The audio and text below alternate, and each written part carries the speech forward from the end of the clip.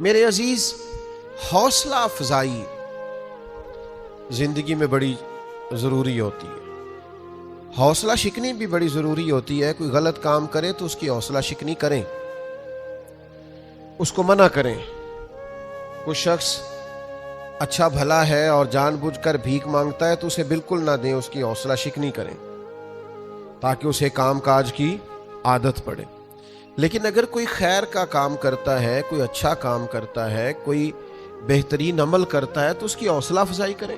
جیسے اللہ نے جگہ جگہ قرآن مجید میں ایمان والوں کی حوصلہ افزائی فرمائی. ہم دونوں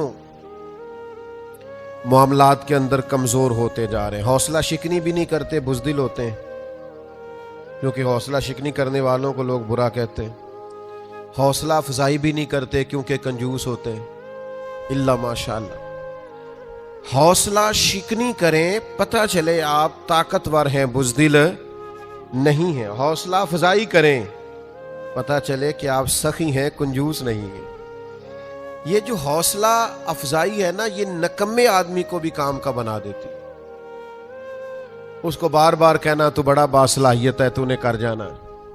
لیکن حوصلہ شکنی، بچہ فیل ہو گیا، یہ ابھی گزشتہ دنوں رزلٹ آیا میٹرک کا، تو وہ اس نے چھلانگ لگا دی پانی میں اور خودکشی کر لی. تو جب لوگوں نے تھوڑی ریسرچ کی، تحقیق کی، تو پتہ چلا کہ گھر کا ماحول بڑا گھٹن والا ہے. وہ اس گھر کا رہنے والا ہے جہاں کہا جاتا ہے کہ تسی نہیں کدی کامیاب ہو سکتے. مینوں پہلو ہی پتا سی، میں پہلے سے جانتا تھا تیرا یہی حال ہونا ہے. وہ باتوں کی جو چبھن اسے رزلٹ آتے ہی محسوس ہونے لگی. سارے بچے ذہین نہیں ہوتے، سب کا حافظہ مضبوط نہیں ہوتا، کمزور بھی ہوتے ہیں بیچارے کئی. اللہ تعالیٰ کی توفیق ہے، پیچھے بھی رہ جاتے ہیں بعض اوقات.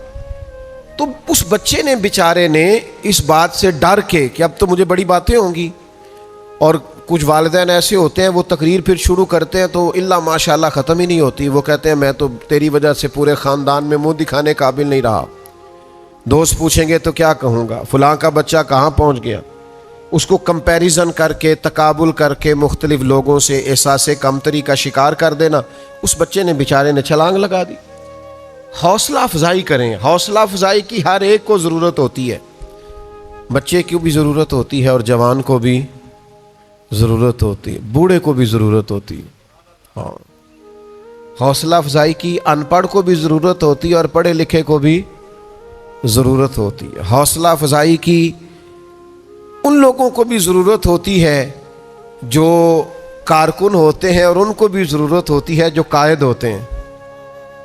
حوصلہ افزائی کریں. یہ ذرا قرآن مجید کا انداز دیکھیں نا. اللہ تعالیٰ نے حوصلہ افزائی کی اہل ایمان کی. ان الذین آمنوا وعملوا الصالحات اولئک ھم خیر البریہ. فرمایا جو ایمان لا کر اچھے عمل کرے یہی تو ساری مخلوق سے افضل ہے. ان الذین آمنوا وعملوا الصالحات لہم اجر غیر ممنون. فرمایا جو ایمان لا کے اچھے عمل کرے گا میں تمہیں ایسا اجر دوں گا، ایسا اجر دوں گا، ایسا اجر دوں گا جو کبھی ختم ہی نہیں ہوگا.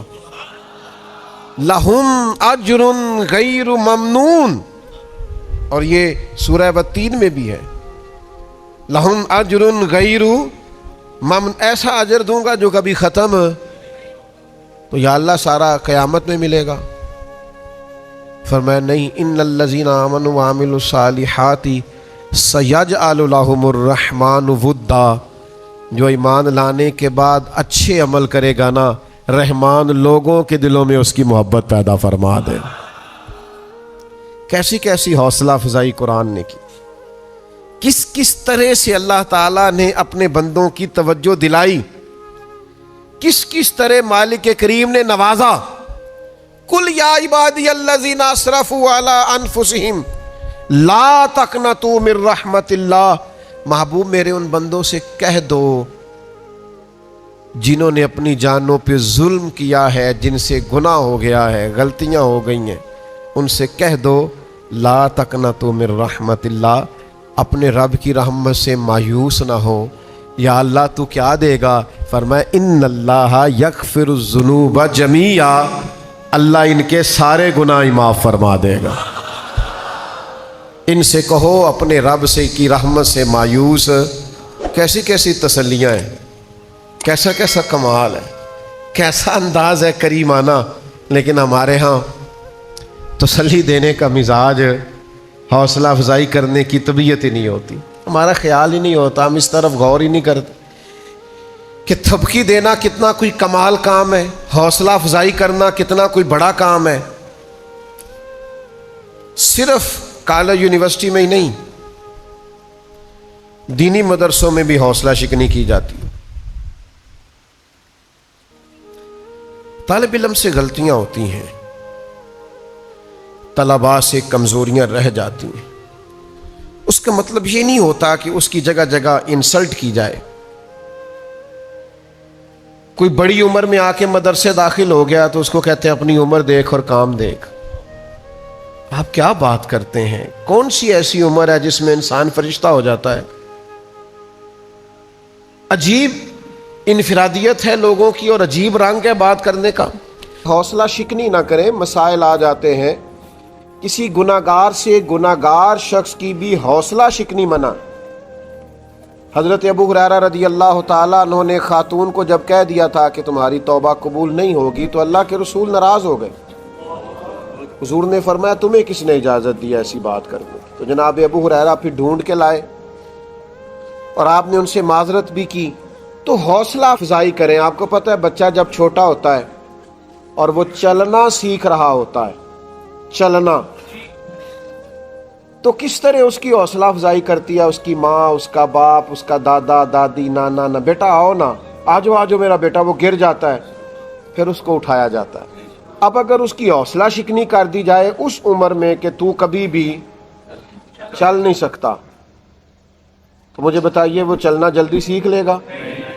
تو حوصلہ افزائی کریں، دوسروں کو تسلی دیں، ان کے معاملات کے اندر بہتری لانے کی کوشش کریں۔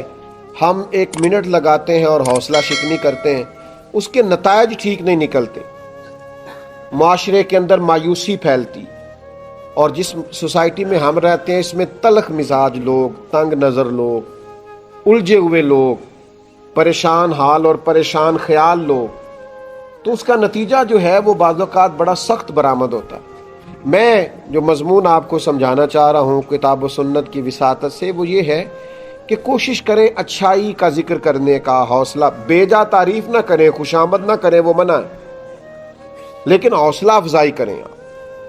آپ دوسروں کی تائید کریں خیر کے کاموں میں، آپ محسوس کریں گے کہ خوشبو پھیلنے لگی ہے، آسانی ہونے لگی ہے، ٹھنڈک ملنے لگی ہے۔ 2 حدیثیں سنیں، دونوں امام طبرانی نے روایت کی ہیں۔ اللہ کے پیارے رسول صلی اللہ تعالی علیہ وسلم نے فرمایا، فرائض کی ادائیگی کے بعد سب سے افضل عمل کسی مسلمان کے دل میں خوشی داخل کرنا ہے۔ خدا کے بندے تو ہیں ہزاروں اور بنوں میں پھرتے ہیں مارے مارے، پر میں اس کا بندہ بنوں گا جس کو خدا کے بندوں سے پیار ہے۔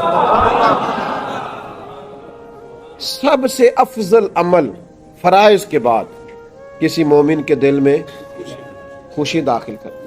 اور نبی پاک صلی اللہ تعالی علیہ وسلم نے دوسرے مقام پر ارشاد فرمایا، جنت کو واجب کر دینے والی چیزوں میں سے، یعنی جو جنت کو ضروری کر دے کسی کے لیے، یہ بھی امام طبرانی روایت لائے، فرمایا جنت کو واجب کر دینے والی چیزوں میں سے سب سے بڑی چیز مومن کے دل میں خوشی داخل کرنا۔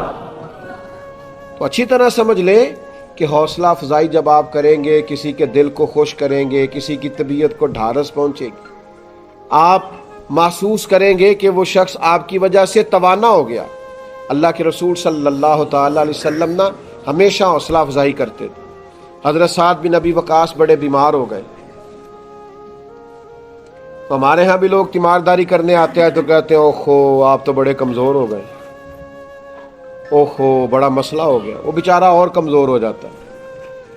سرکار تشریف لائے تو حضرت سعد بن ابی وقاص رضی اللہ تعالیٰ عنہ عرض گزار ہوئے، یا رسول اللہ صلی اللہ تعالی علیہ وسلم مجھے لگتا ہے اس بیماری سے بچوں گا نہیں، میری ایک ہی بیٹی ہے، میں وصیت کرنا چاہتا ہوں اپنے مال کی۔ تو نبی پاک علیہ السلام نے انہیں مسئلہ بھی بتایا کہ وصیت کیسے کرنی ہے، اور ساتھ پتہ کہ فرمایا ساتھ کچھ بھی نہیں ہوگا، ابھی تو اللہ تعالیٰ آپ کی وجہ سے اسلام کا فائدہ کرے گا اور کفر کا نقصان کرے گا، ابھی تو بڑا کام کرنا ہے۔ حضرت سعد بن ابی وقاص کہتے ہیں ان لفظوں میں کیا طاقت تھی، ظہر کے وقت بات ہوئی، عصر کی نماز میں نے جماعت کے ساتھ ادا۔ حوصلہ افزائی کرنا، لوگوں کو تسلی دینا، لوگوں کو تھبکی دینا۔ حضرت محدث اعظم پاکستان ابو الفضل مولانا سردار احمد صاحب رحمۃ اللہ علیہ پہلے سال کے طالب علم کو جو ابھی دارابا یادرب کی گردانے پڑھ رہا ہوتا تھا، دارابا کر رہا ہوتا، پہلے سال کا بچہ، اس کو بھی مولانا صاحب کہہ کے پکارتے تھے، مولانا کہاں جا رہے ہیں، مولانا کہاں سے آ رہے ہیں۔ تو ایک توانائی اس کے اندر دوڑتی تھی، وہ سمجھنے لگتا تھا کہ میں اب دین کا طالب علم ہوں، حوصلہ شکنی نہیں۔ آپ دیکھیے حضور کسی کی تعریف کرے سبحان اللہ، تو اس کا سادہ سا مطلب یہ ہے کہ اللہ کے رسول حوصلہ افزائی فرما رہے اور حضور مہربانی کر رہے ہیں۔ نبی پاک علیہ السلام نے فرمایا یہ جو معاذ ابن جبل ہے نا، حلال حرام کے مسائل جاننے والا ان سے زیادہ میری امت میں دوسرا کوئی نہیں۔ سیدنا معاذ ابن جبل کی حضور نے ان لفظوں میں تعریف کی۔ حضرت عبداللہ ابن عمر کی نبی پاک علیہ السلام نے حوصلہ افزائی فرمائی، فرمایا عبداللہ ابن عمر نیک آدمی ہے، کاش رات کو اٹھ کے تہجد کی نماز بھی پڑھا کرے، بندہ اچھا ہے، نیک ہے، لیکن چاہیے کہ تہجد کی اٹھ کے نماز بھی پڑھا کرے۔ فرماتے ہیں بس میرے کانوں سے بات ٹکرائی، پھر عمر بار میں نے تہجد نہیں چھوڑی۔ حضرت ابو عبیدہ بن جراح کو نبی پاک نے فرمایا یہ میری امت کے امین ہیں، قربان جائیں، حد ہو گئی حوصلہ افزائی کرنے کی۔ حضرت سعد بن ابی وقاص فرماتے ہیں جب میں احد کے دن تلوار چلا رہا تھا اور تیر چلا رہا تھا تو حضور فرمانے لگے چلا تیر، میرے ماں باپ تیرے اوپر قربان ہو۔ کیا حد ہے حوصلہ افزائی، یعنی بات کہاں تک چلی گئی۔ حضور فرمانے لگے چلا تیر، میرے ماں باپ تیرے اوپر قربان۔ کمال ہو گئی، نرخ بازار محبت کا انوکھا ہو گیا، دیکھو خود خریداروں میں شامل آ کے مولا ہو گیا۔